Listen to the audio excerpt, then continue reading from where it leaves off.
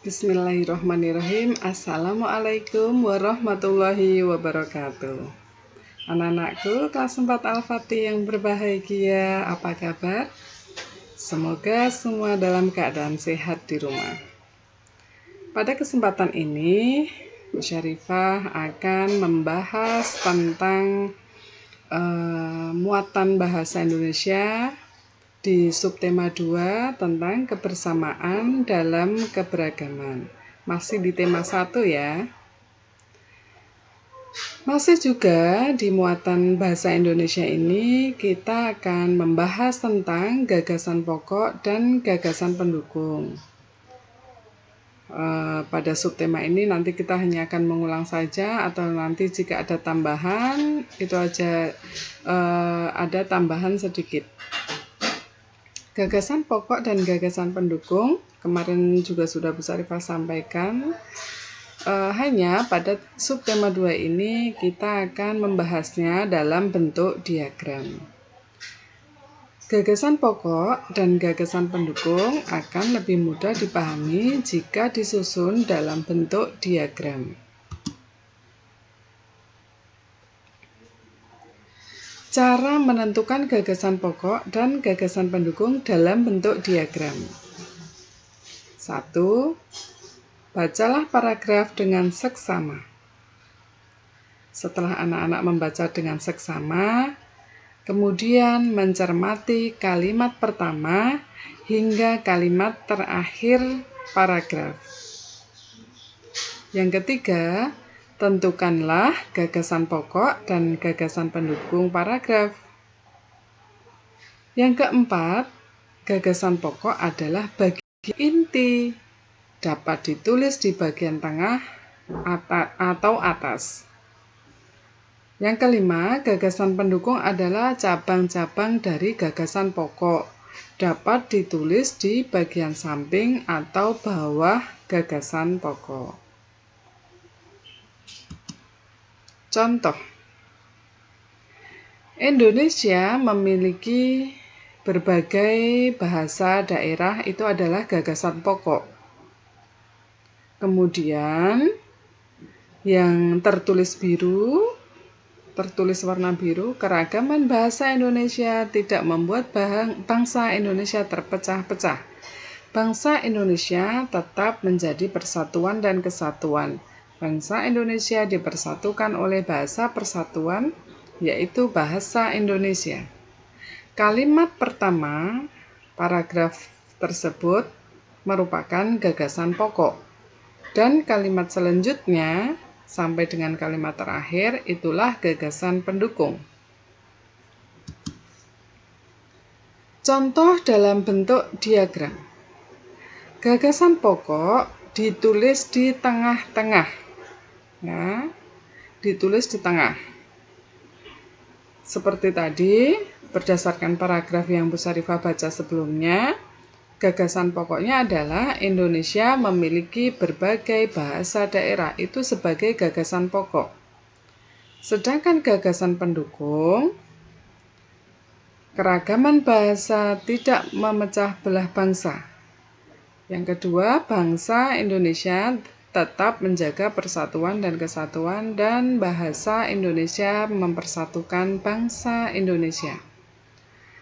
Jadi, Bu Syarifah ulang, penyajian gagasan pokok dan gagasan pendukung dalam bentuk diagram, gagasan pokoknya ditulis di tengah, atau nanti juga boleh ditulis di atas.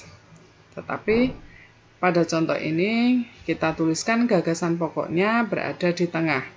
Kemudian diberikan anak panah sebagai penunjuk bahwa itu adalah gagasan pendukung.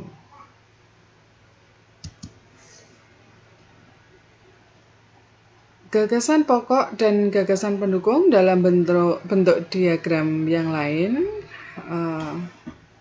berikut ini adalah suatu teks terdiri atas beberapa paragraf. Setiap paragraf memiliki gagasan pokok dan gagasan pendukung. Diagram gagasan suatu teks dibuat sesuai jumlah paragraf dalam teks tersebut. Nah, jadi Semua bergantung pada paragraf. Karena apa? Dalam setiap paragraf itu ada gagasan pokok dan gagasan pendukung. Diagram gagasan tersebut dibuat sesuai jumlah paragraf dalam teks atau bacaan tersebut. Kita lihat contohnya. Gagasan pokok dan gagasan pendukung dalam bentuk tabel. Gagasan pokok dan gagasan pendukung dibuat dalam bentuk tabel bertujuan untuk mempermudah memahami suatu teks. Contoh, paragraf 1. Bu Syarifah akan membacakan sebuah teks atau bacaan berjudul Gelar Budaya Gelar Budaya di Sekolah. Keragaman tidak hanya terdapat di lingkungan masyarakat, tetapi juga di lingkungan sekolah. Itu adalah kalimat nomor 1. Berikutnya, para siswa di sekolah Udin terdiri atas berbagai suku bangsa. Mereka berasal dari berbagai daerah di Indonesia. Ada siswa yang berasal dari Sumatera, ada siswa yang berasal dari Jawa, ada siswa yang berasal dari Kalimantan, dari Sulawesi, Nusa Tenggara, Papua, dan sebagainya. Perhatikan, gagasan pokok dari paragraf yang baru saja Bu Syarifah baca ada di kalimat pertama. Kalimat seterusnya sampai terakhir adalah gagasan pendukung. Paragraf kedua, Bu Syarifah bacakan. Sekolah sering mengadakan gelar budaya untuk memperkenalkan kekayaan budaya Indonesia kepada para siswa. Kalimat pertama. Misalnya, gelar pakaian daerah, gelar makanan tradisional, dan gelar musik tradisional. Pada saat gelar pakaian daerah, para siswa mengenakan pakaian daerah ke sekolah. Pada saat gelar makanan tradisional, para siswa membawa contoh makanan tradisional ke sekolah. Pada saat gelar musik tradisional, para siswa mengadakan pertunjukan musik daerah.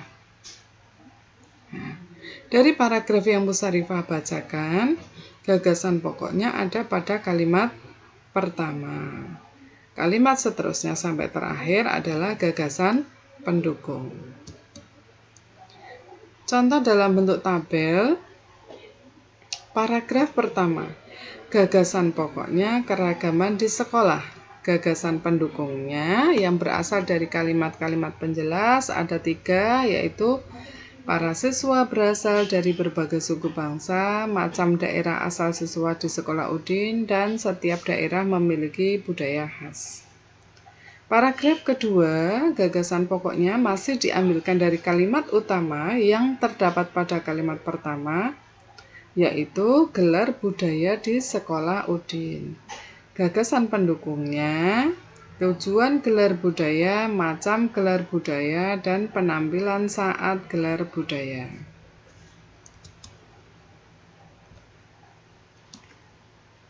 Berikutnya, masih berkaitan dengan paragraf dan gagasan pokok, kita akan membuat ringkasan teks dengan peta pikiran.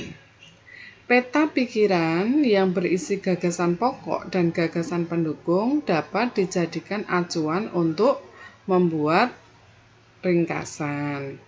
Meringkas isi teks sama dengan menulis kembali teks secara singkat.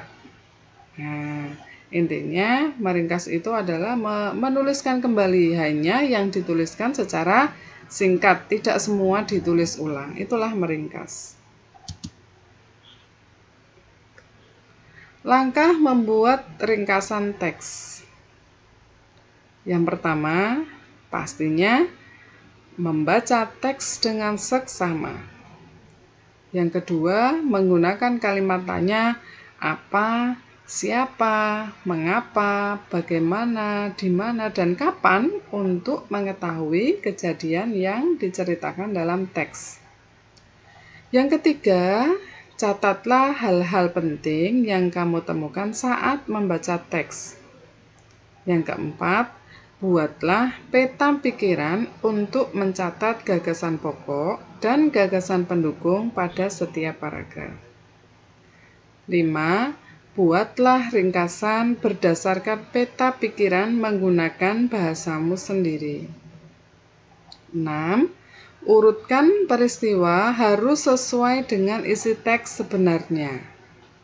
Yang ketujuh, gunakan kalimat yang ringkas. Hindarilah pengulangan kalimat dan bahasa yang tidak efektif.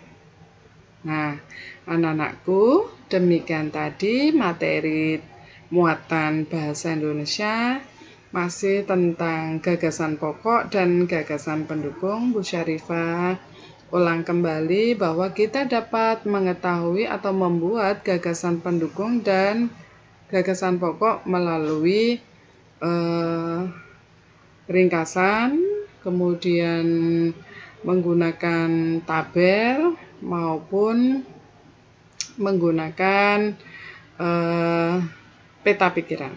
Nah, demikian anak-anakku yang dapat Bu Syarifah sampaikan. Selamat belajar, tetap semangat dan tetap sehat selalu. Wassalamualaikum warahmatullahi wabarakatuh.